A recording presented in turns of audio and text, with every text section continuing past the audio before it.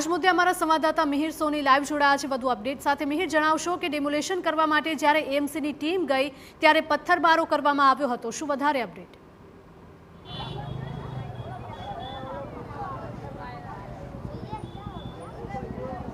હિરલ, ઘોડાસર અને જશોદાનગર પાસે આવેલી જે સોસાયટીની બહાર જે દુકાનો હતી અને તે દુકાનમાં એએમસીની ટીમ છે કે જે નોટિસ આપવા માટે પહોંચી હતી અને જે ગેરકાયદેસર આ દુકાનનો કઈ ભાગ છે તેનું દબાણ હટાવવા પહોંચતા જ તે ટીમ ઉપર હુમલો છે તે થયો હતો। પરંતુ જે આ દ્રશ્યોમાં દેખાતી આ દુકાન છે કે જે દુકાનના માલિકના જે પત્ની છે તેના દ્વારા કેરોસીન છાંટી અને આત્મવિલોપનનો પ્રયાસ છે તે કર્યો છે। હાલ તમામ જે અહીં જે આ દુકાનના વેપારી મંડળ છે તે લોકોએ તમામ દુકાનો છે તે બંધ કરી અને અત્યારે હાલ વિરોધ દર્શાવ્યો છે। અહીંના સ્થાનિકો આક્ષેપ કરી રહ્યા છે કે અવારનવાર કોર્પોરેશન દ્વારા હેરાન કરવામાં આવે છે અને જેને લઈને જે અત્યારે આ સ્થાનિકો રોષના કારણે જે એએમસીની ટીમ ઉપર તેમણે આ પથ્થરમારો કરી અને હુમલો છે તે હુમલો કર્યો હતો। અહીંના સ્થાનિક છે તેની સાથે વાત કરવાનો પ્રયાસ કરશું કે કઈ રીતે આખો બનાવ બન્યો હતો, કારણ કે આમાં એક મહિલા સહિત 4 લોકો ઈજા છે તે થઈ છે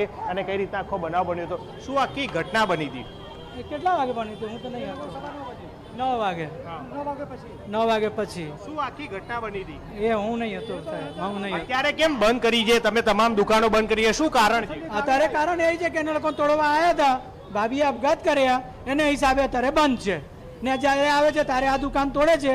2 વાર તો તોડી દીધું છે, 3જો વાર આવ્યા હતા એ, બરાબર છે ને? અહીં ખાલી દુકાન કેમ દેખાય છે ને? એ પતરાનું દુકાન હતું, આજે ઊંચું લીધું છે। દર વર્ષે એને નુકસાન થતું હતું લાખ રૂપિયાને, એમાં પાણી ઘૂસી જતો હતો, એ ભાઈએ ખાલી ઊંચો કર્યું છે ને 2 વાર એને દુકાન તૂટી ગઈ, બરાબર। અને જ્યારે મ્યુનિસિપાલિટી આવે છે ત્યારે આ દુકાન દેખાય છે, બીજો દુકાન દેખાતો નથી।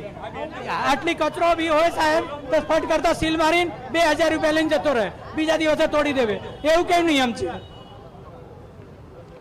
શું બનાવ બન્યો હતો અને અત્યારે હાલ વેપારી તમામ લોકો ભેગા બની અને દુકાનો પણ બંધ કરી છે? ગેરકાયદેસર દુકાન છે, શું હકીકત છે? ગેરકાયદેસર તો આખો કોમ્પ્લેક્સ ગેરકાયદેસર પાછળ સોસાયટી છે, બરાબર? આ ભાઈ કંઈ બહાર નથી કાઢી, આખો કોમ્પ્લેક્સ છે। અહીંથી લગીને તમે 100-150 દુકાન છે, જોઈ લો કેટલી છે, 100-150 દુકાન છે। આ ભાઈ કોઈ ગેરકાયદેસર નથી, और ગેરકાયદેસર તો બધું તોડે। અમને કેમ તોડે? પહેલા બી 3 વાર તોડી ગયા છે આ ભાઈ, એટલે 2 વખત તોડી ગયા, અત્યારે આ 3જી વખત તોડવા આવ્યા છે। એ ભાઈને અંદર પૂરી દીધો સાહેબો આવીને, બરોબર ને? એને બહાર આવવા દીધો નથી, પેલો કગરે છે તો એનું કંઈ માન્યું નહીં। એને કહે છે કે દુકાન અત્યારે ખાલી કર, કે તું અત્યારે જે થાય કરી દીધો, કે અમે અમારું કરીશું।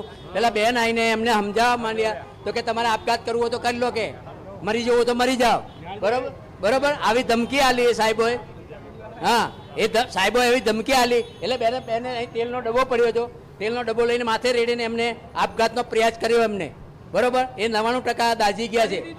હા હા 99% દાઝી ગયા છે। 2 વખત થયું, અમે અહીંયા જ રહીએ છીએ। 2 વખત દાઝી ગયો છે। પહેલા બનાવ, પહેલા તોડીને જતા રહ્યા, પહેલા તોડ્યું, ફેર તોડ્યું, પણ શા માટે તમે એવું કરો? કેમ ગરીબોને હેરાન કરો? એક દુકાન કેમ નજરે આવે તમને? ગરીબોને જીવા દો અને જીવો, પણ આવી રીતે તરસ ના આપો લોકો।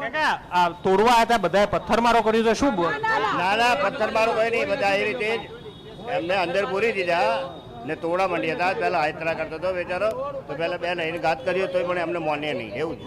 સ્થાનિક લોકોમાં અત્યારે હાલ રોષ છે તે જોવા મળી રહ્યો છે કે જે કોમ્પ્લેક્સ છે તે આ કોમ્પ્લેક્સમાં જે દુકાન છે કે જે ગેરકાયદેસર રીતના બનાવી હોવાના કારણે અગાઉ પણ 2 વખત તોડી ગયા હોવાનો આક્ષેપ છે કે જે કરી રહ્યા છે અને એક જ દુકાન છે તેને ટાર્ગેટ કરતા હોવાના અહીંના સ્થાનિક લોકો આક્ષેપ છે તે કરી રહ્યા છે। હું દ્રશ્યો બતાવીશ કે જે આ દુકાનના જે માલિક છે કે તેમના પત્ની છે કે જે આ એએમસીની ટીમ દ્વારા હેરાન કરતા હોવાના કારણે તેમને જે કેરોસીનનો ડબ્બો છે કે જે છાંટી અને આત્મવિલોપનનો પ્રયાસ છે તે કરવામાં આવ્યો હતો।